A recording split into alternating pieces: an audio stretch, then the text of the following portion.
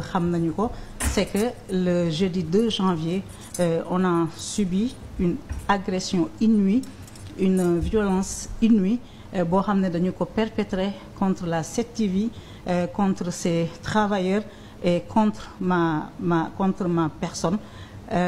Dafa am dans un conflit privé ñoo xam ne dañ ci def interférence boobu nag moom moo indi ñu mobiliser ñu un escadron entier de gendarmerie, maanaam 75 hommes nag chiffre bi huissier bi moo ma ko jox, waaye tamit gannaaw ba ma ko joxee di ma menacer gis nañu ko ndax ñu ngi leen yeboon ci juróomi fourgonnette ak ñaari L200 ñu ne dañuy ñëw opérer une opération de saisie qui ne repose sur rien, car étant illégale, ndax cabinet bi nga xam ne moom moo leen mobiliser ba mu koy def jotoon na l'ordonnance du juge bi nga xam ne nag dafay stipuler ne la procédure n'est pas arrivée à son terme.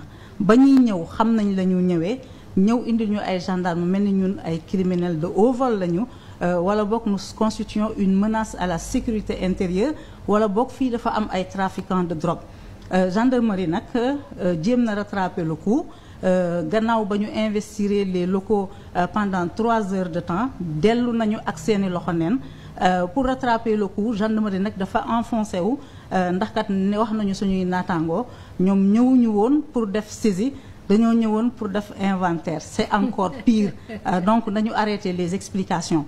Te ñi nga xam ne ñoom ñoo fi ñëwoon sax ils étaient très mal à l'aise. Gis nga booy def lu dafawul doo mën a am tranquillité d'esprit.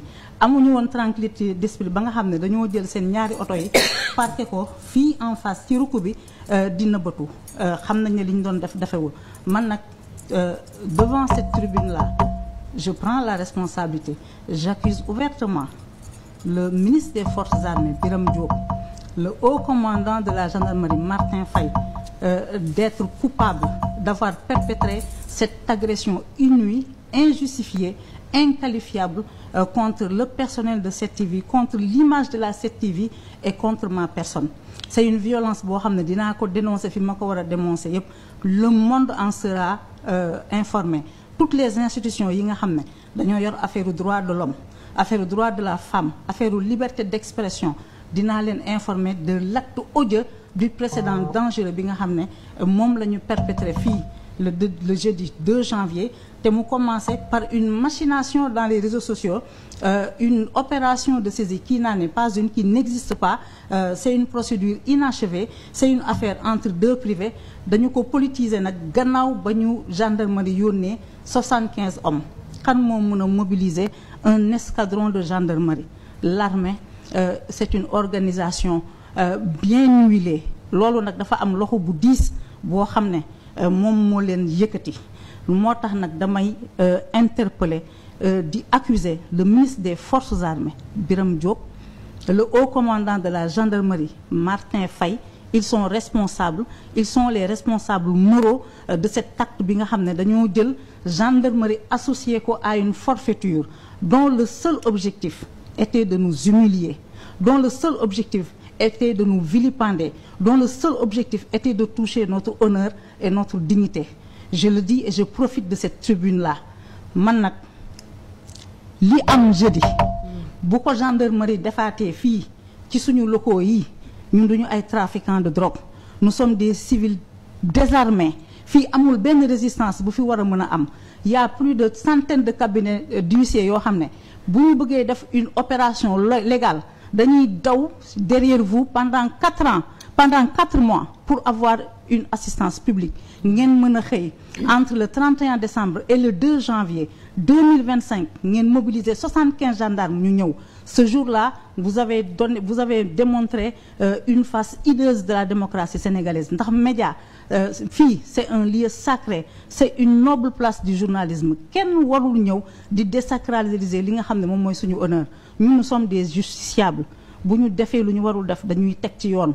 waaye man mënuma comprendre gendarmerie bi nga xam ne sa responsabilité c'est de veiller à l'application des lois et règlements mu bëgg a violer li nga xam ne moom mooy les droits des citoyens. La mission de la gendarmerie ce n'est pas d'humilier les citoyens et ce qu'on a fait ici c'est une affaire entre deux privés dans laquelle il y a une interférence politique partisane ak une violence inouïe qu'on a voulu délibérément perpétrer contre ñun ñi nga xam ne ñun ñooy liggéeyee fii. Gis nga nag da ngeen yor puissance publique di ko teg ku leen neex bu beneen yoonee je le dis et j'assume ce que je dis je prends à témoin l'opinion nationale et internationale à cette violence-là je vous opposerai mon honneur et ma dignité. Monsieur le haut commandant de la gendarmerie yow xam nga bu baax li may wax te xam nga bu baax fi may waxee. Moi j'ai du respect pour la gendarmerie pour les corps de l'armée kenn mosuma dégg ma di leen di dingat fu ma toll dama leen di jaajëfal ndax xam naa yéenay kan je sais ce que vous valez mais mënuma comprendre ñu jox la puso nga bëgg puso bi réer ci sa loxo mënuma comprendre nga nekk di mobiliser 75 gendarmes pour ñëw di ñu xoqatal ci loo xam ne ña leen ko defloo dañ leen manipuler te manipulation boobu nag amaan na da ngeen ci tomber à tort ou à raison loolu rek laa am lu may wax damay jël les Sénégalais à témoin parce que bu beneen yoonatee je vous opposerai mon honneur et ma dignité voilà wasalaam. Et 2025 ngeen mobiliser 75 gendarmes ñu ñëw ce jour-là vous avez démontré une face hideuse de la démocratie sénégalaise ndax média fii c'est un lieu sacré c'est une noble place du journalisme kenn warul ñëw di désacraliser li nga xam ne moom mooy suñu honneur ñun nous sommes des justiciables bu ñu defee lu ñu warul def dañuy teg ci yoon waaye man mënuma comprendre gendarmerie bi nga xam ne sa responsabilité c'est de veiller à l'application des lois et règlements mu bëgg a violer li nga xam ne moom mooy les droits des citoyens. La mission de la gendarmerie ce n'est pas d'humilier les citoyens et ce qu'on a fait ici c'est une affaire entre deux privés dans laquelle il y a une interférence politique partisane ak une violence inouïe qu'on a voulu délibérément perpétrer contre ñun ñi nga xam ne ñun ñooy liggéeyee fii. Gis nga nag da ngeen yor puissance publique di ko teg ku leen neex bu beneen yoonee je le dis et j'assume ce que je dis je prends à témoin l'opinion nationale et internationale à cette violence-là je vous opposerai mon honneur et ma dignité. Monsieur le haut commandant de la gendarmerie yow xam nga bu baax li may wax te xam nga bu baax fi may waxee. Moi j'ai du respect pour la gendarmerie pour les corps de l'armée kenn mosuma dégg ma di leen di dingat fu ma toll dama leen di jaajëfal ndax xam naa yéenay kan je sais ce que vous valez mais mënuma comprendre ñu jox la puso nga bëgg puso bi réer ci sa loxo mënuma comprendre nga nekk di mobiliser 75 gendarmes pour ñëw di ñu xoqatal ci loo xam ne ña leen ko defloo dañ leen manipuler te manipulation boobu nag amaan na da ngeen ci tomber à tort ou à raison loolu rek laa am lu may wax damay jël les Sénégalais à témoin parce que bu beneen yoonatee je vous opposerai mon honneur et ma dignité voilà wasalaam.